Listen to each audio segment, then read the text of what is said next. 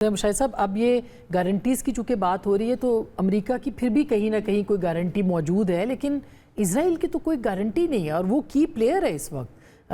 جنگ شروع بھی اس نے کی ہے، نیتن یاہو کہتا ہے ختم بھی میں کروں گا۔ لیکن یاد رکھیں کہ Israel minus America is zero, Israel minus America is zero. ابھی بھی جو گراؤنڈ ٹروپس کی بات ہو رہی ہے، اسرائیل اپنی فوج نہیں بھیج رہا، وہ امریکہ کو کہہ رہا ہے کہ آپ جا کے لڑیں۔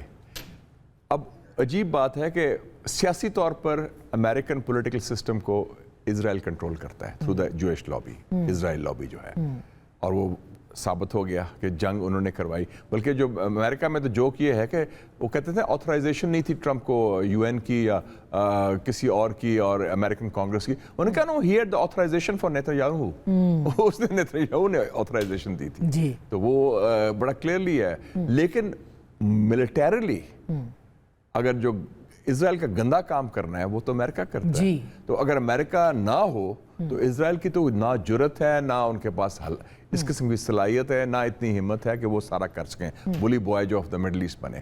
تو اس لیے اس حوالے سے جو ڈیسائسو رول ہوگا وہ یو ایس کا ہوگا، اگر وہ کہہ دیں کہ نو مور وار، انف از انف۔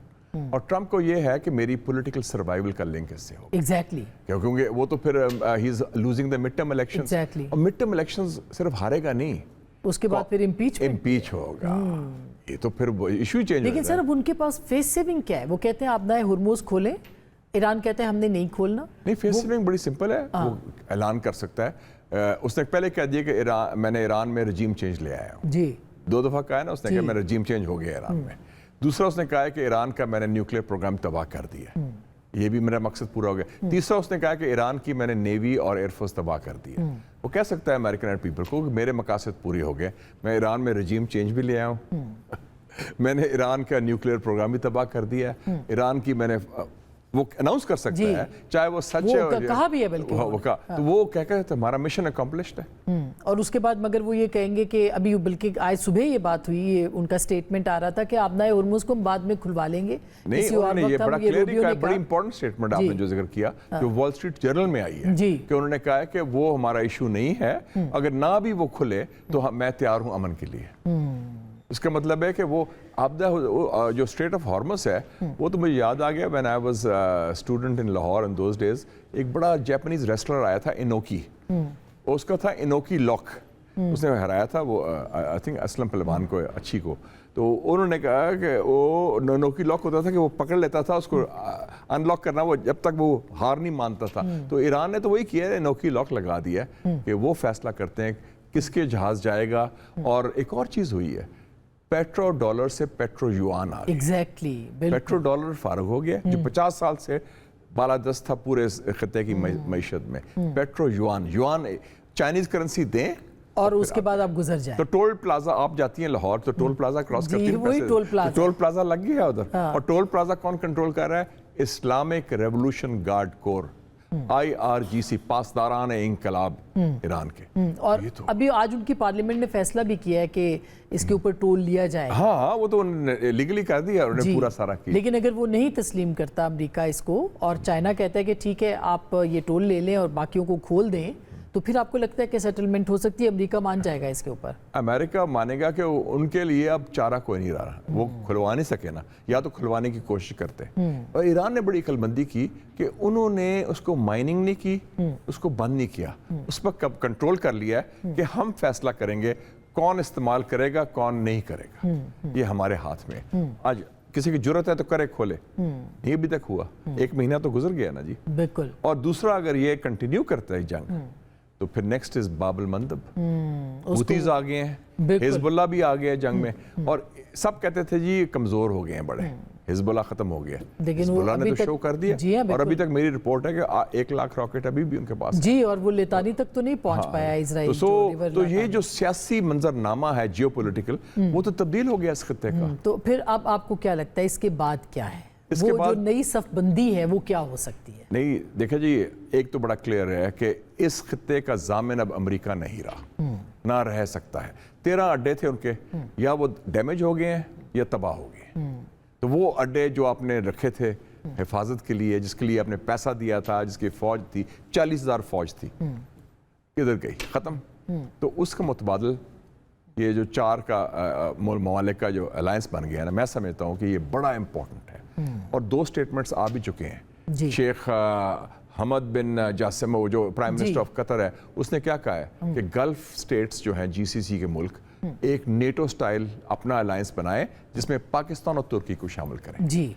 और कल में ईरान भी हो सकता है इसमें बाद में। आई थिंक ईरान हो सकता है जंग के बाद, क्योंकि 2 ममालिक जो हैं गल्फ के वो साफ कह रहे हैं, कतर और ओमान, कि ईरान हमारा पड़ोसी है जी, ईरान हमारा मुसलमान मुल्क है और हमें ईरान के साथ को एग्जिस्ट करना चाहिए पुरअमन बकाए बहामी की बुनियाद पर। और दूसरा जो कल कुवैत के एक प्रोफेसर ने, इंटेलेक्चुअल बड़ा मशहूर है, उसने कहा है कि अब तो वाज़ेह हो गया हमारी हिफाजत या तुर्की और पाकिस्तान कर सकते हैं और हमें चाहिए कि हम उनसे इत्तेहाद करें। तो एक जो रीजनल अलायंस वो हो गया, और ग्लोबली जो जंग अमेरिका ने करनी थी चीन के खिलाफ, वो जंग अब नहीं होगी। और देखें अल्लाह की शान, आसमा साहिबा, गल्फ कंट्रीज ने ड्रोन कहाँ से लिए हैं? अब ज़ेलेंस्की जी, यूक्रेन का सदर आ रहा है वो उनको हेल्प करने के लिए, यानी कि अमेरिका हेल्प नहीं कर रहा।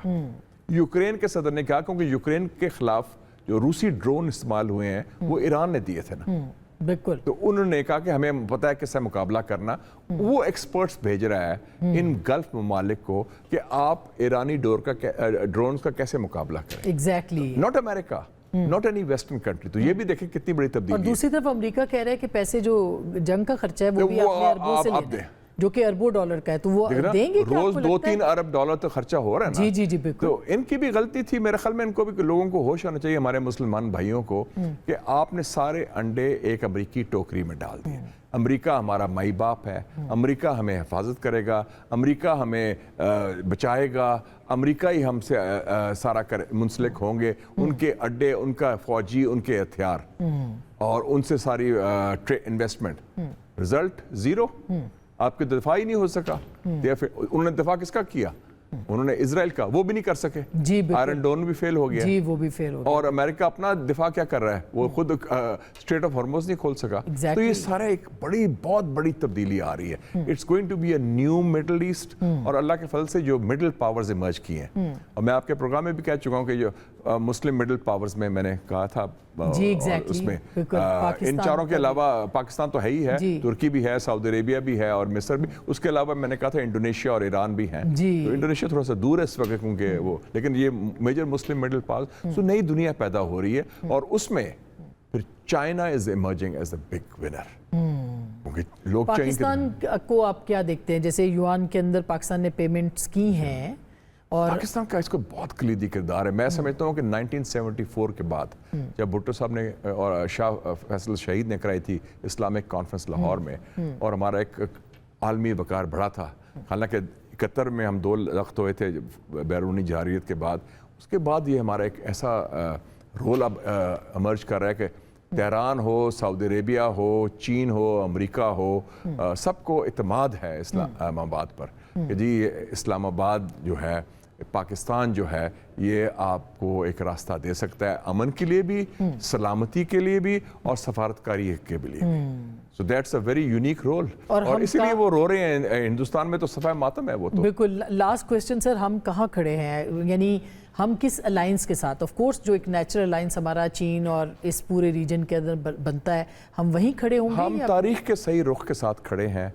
इसको जंग है राइट और रॉन्ग की, और जैसे लोग कहते हैं कि ये जंग है हुसैनियत और यजीदियत की, राइट। कौन एक मजलूम है और एक हक और बातिल की, तो उसमें हम राइट साइड खड़े। और एक बात है कि एशिया की सदी आ चुकी है, और एशिया की सदी में उभरती कुव्वत चाइना है।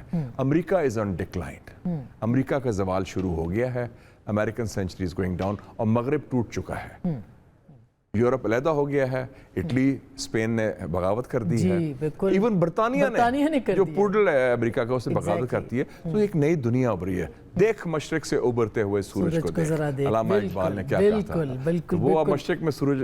बड़ा अच्छा आपने मुझे जो है ना वो एक्स्ट्रो दे दिया है प्रोग्राम को वाइंड अप करने के लिए। But thank you so much Mushahid, आपने हमें वक्त दिया है। और जैसे मुशाहिद साहब ने कहा कि मशरिक से उभरते हुए ज़रा सूरज को ज़रा देख, ये इकबाल ने कहा था, और साथ ही साथ ये भी कि पाकिस्तान अब नाम है एतमाद का। गुफ्तगू आपने सुनी, फैसला आपका।